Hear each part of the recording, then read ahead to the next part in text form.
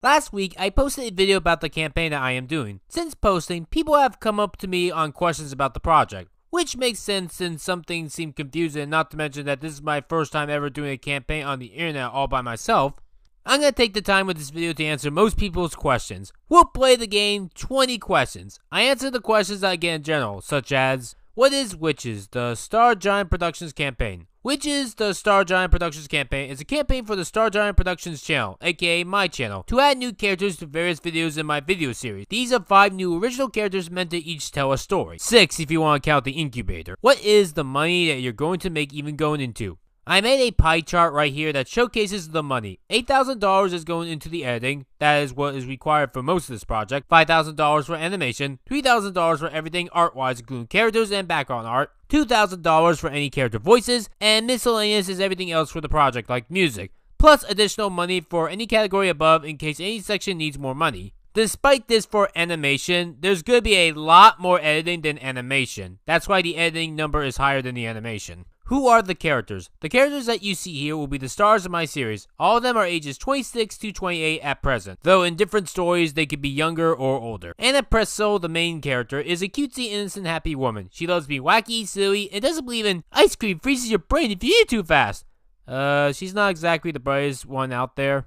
But don't tell her that, that's not really nice. Ophelia is a shy woman. She hides her hair behind one eye, doesn't speak up much, that kind of shyness. After Anna Presso saved her life one day, she fell in love with her. In fact, Anna Presso was the one that taught Ophelia on how to be a magical girl. Miss Takana is the leader of the group. Being a magical girl for the longest makes her in charge, and she's the most powerful of them all. Calantha is a mystery solver. She loves hearing about super phenomena, and ghosts interest her. She also loves hearing about magical creatures, or fictional creatures, like, say, griffins. Freyja is a sporty girl. She loves to yell and be edgy, per se. She's the rebel of the group, the one who loves danger. She'll state she's gonna jump off a cliff, but really she's just being edgy. She'll know more about sports than any of the other girls combined. And lastly for now, Corbin. You saw him at the end of the Toy Story 4 Pixar path. He's a cat-like creature called an incubator. He grants girls wishes. Can you tell me spoilers? Sure, but if you don't want to hear spoilers, skip to this specific timestamp right here. Like, I know you can't click it on the actual video, but go to that in the actual video if you don't want to hear spoilers.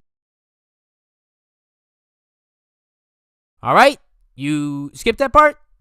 You didn't? Okay, you want to hear the spoilers, so let's talk about spoilers. For right now, I don't have much to go on for Anna Presso. She's supposed to be the object or love interest for Ophelia. I do plan on these two getting married in a future episode. As for Ophelia, back when all these girls were in high school, one night, Anna Presso was still demonstrating how to hunt witch. When the powerful witch ended up killing Anna Presso right in front of Ophelia's eyes, distraught, she starts crying over the loss of her new friend. She runs away from the witch before the witch can kill her. While in hiding, Corbin talks to Ophelia about making a wish. He gaslights her into one by saying, I mean, if you're fine with your new friend being dead, that's your call, not mine. He also will try to state, in your current state, even if you brought her to life, she'll just die again like you. If only there was a way to stop this. This makes Ophelia have a realization that she doesn't want Anna Presso to ever die, and thus she not only wishes her back to life, but to make her immortal. She also made herself immortal. That way, they can be alive together forever. At the start for the next couple of weeks, things look good. That is until Ophelia's mom passes away. I'm not sure the reason for death yet. There are multiple possibilities, but nothing is set in stone yet. This unfortunately makes Ophelia come to the realization that because herself and Anna Presso can't die, they will never be able to see any of their family again once they pass, or even their friends. Worse still is that Ophelia's wish can't be undone. You've heard the saying before, be careful what you wish for. So what Ophelia needs to do is undo a wish. Anna Presso, for the record, has no idea that she can't die. Ophelia never had the courage to tell her this, because she's afraid that if the truth comes out, then Anna Presso won't be her friend anymore. Anna Presso eventually learns the truth about the situation, and she forgives Ophelia for it. After that, they'll get married. And as for after that, I'm still working on the process. It's possible they're gonna adopt a child, though. Miss Takana is the main villain of the group, but she's a gaslighting villain. Everyone thinks that she's a good person, but over time, she does manipulate them more and more. Some at other point. At the age of 20, I had my character turn into a witch, and Miss Takana was the one to notice me turn into a witch, and then she tries to kill me. Spoilers, I live, lol. Her ideology is the type of people in real life that I generally hate. Backwards thinking, homophobic, doesn't give a shit about sexes, stuff like that. And she blackmails everyone in her group to love her. And if anyone steps out of line, she'll kill them. She is way more powerful than the other 4. Calantha is going to be the first character that they meet, and she'll gain suspicion of me being a witch. She'll also be the one to establish that I was supposed to be dead. Only Ophelia knows of me being a witch is still alive, because there's a point in time that Ophelia and I fake my death, but that's a story for another day. The other 4 magical girls and Corbin will think that I'm dead. And finally, Frasier. You might notice that she's a cyborg, as she has some parts that are of a robot. This wasn't some intentional decision. In the past, her mother was a magical girl, but she sadly turned into a witch shortly after she gave birth to Frasier. When you become a witch, you do evil, unspeakable things. She was promised by the show's version of Satan himself, being named Yin, that if she killed her own daughter, she would be given better rewards. She was able to successfully cut off all of her limbs, but Frasier's dad was able to protect her from Frasier's now evil mother. A deal was made that Frasier would take the dad's life instead of Frasier as long as Frasier could live. And what happened is that the dad accepted and fused with the mom, presumably becoming dead. A family will find her shortly afterwards in the field by herself. They adopted her right then and there and made her those body parts since the parents were a scientist and the other a mechanic. Is this an animated series? Let me try to be clearer on this since there is confusion. Animation is a loose definition. Animation, a series of images, each slightly different from the last, shown in sequence. This could be interpreted in multiple ways. When my characters move side to side, it can be called animation. That lip movement that I did in my rat animation review on Summer Job is animation. The style of animation is something like Jellopocalypse, Epithet Erase, or Fob Equestria as a whole, where it is animation, but not the full kind that you see like in Hazbin Hotel. This is a limited animation series. That's kind of why there's more money for the editing as opposed to the animation, because there's going to be a lot more editing than animation. How do the characters interact with each other, as in my own characters? The way that the characters interact is going to be different per character. They're adults that have their own lives, but they do come together when a powerful witch is in the area trying to hurt innocent people. In terms of context view of the show, you'll be talking to my friends, kind of like what my friends already do in my own videos. Are there scripts written yet of these stories that you have planned? Every single script in progress is in the description of this video. Keep in mind, these aren't finished yet, nor is every story yet, and there will be way more scripts to come. Why does your main character want to prove that witches are good? In life, people are bullied because of stereotypes, like being of a certain height or weight, or more offensively, sadly, race, religion, and disability. In this world, witches are known as semi-human creatures that drive innocent people to suicide. A way to defeat witches, according to the general public of this world, not magical girls, is to insult those that are witches. Witches are usually creatures that magical girls can only see. How does a non-magical person tell if someone is a witch? Witches are secretive creatures that don't tell people that they are witches. But, Rebecca in the story doesn't know that.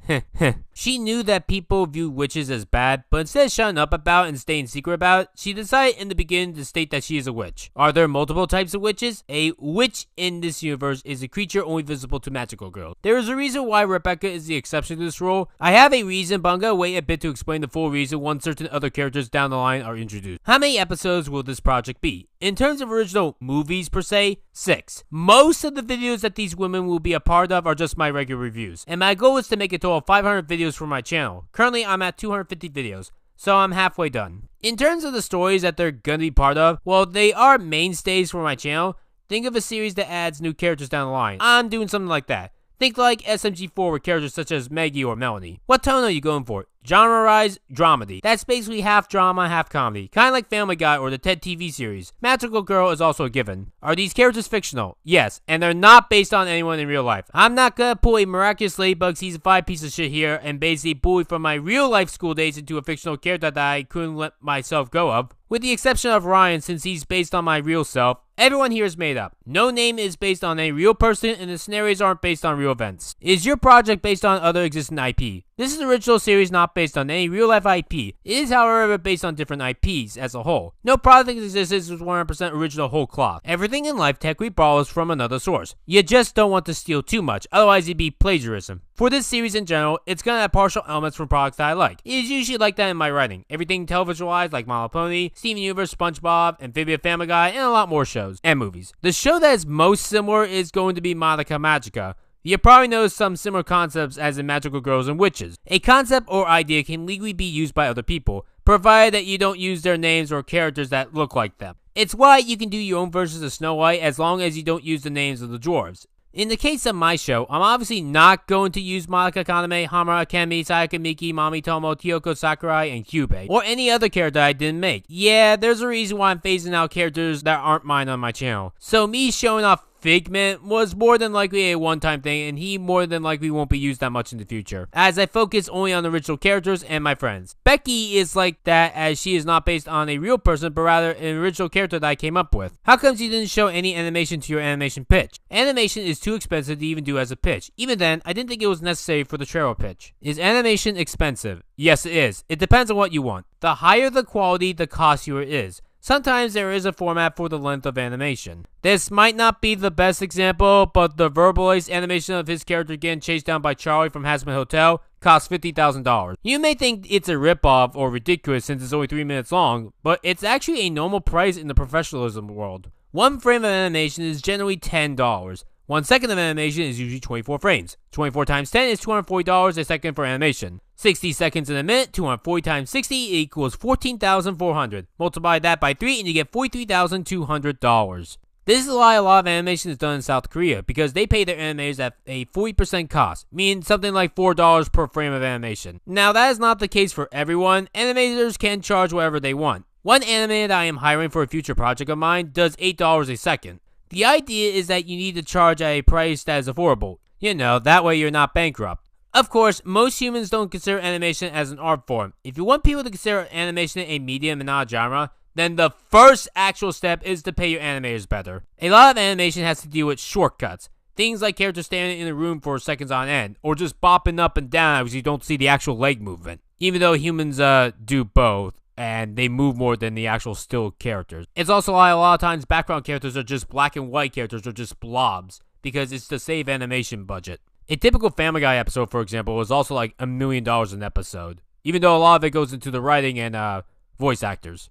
Why not take your project idea to an actual animation studio, or at least gain experience? There are so many reasons in your questions why it's bad. Hell, every year it seems like I can add at least one reason to not join any animation company. What happens when you join is that you're instantly stripped of your own copyright. The company in question can do whatever the fuck they want with your creation, and you won't ever have any control of your own work ever. I can bring up hundreds of examples, but let's just name 3 for now. Constant Pain was a show that was going to be a Nicktoon, but it was cancelled due to one of the scenes looking like the 9/11 terrorist attacks, even though this came out half a year before said attacks. Despite this, Paramount still owns the copyright. Mika Wright, the creator of the series, cannot do anything with this series forever, even after over 20 years of it not being able to exist. Tom Warper, who wanted to make a sequel series to Kids Next Door, but Cartoon Network would not let him, even though over 90,000 people petitioned for Tom's show to be made. Last week, Paramount released a new show called The Tiger's Apprentice. According to one of the people that worked on it, they call it the 6 most miserable months of their lives. The film had half of its people laid off a week before Christmas 2019.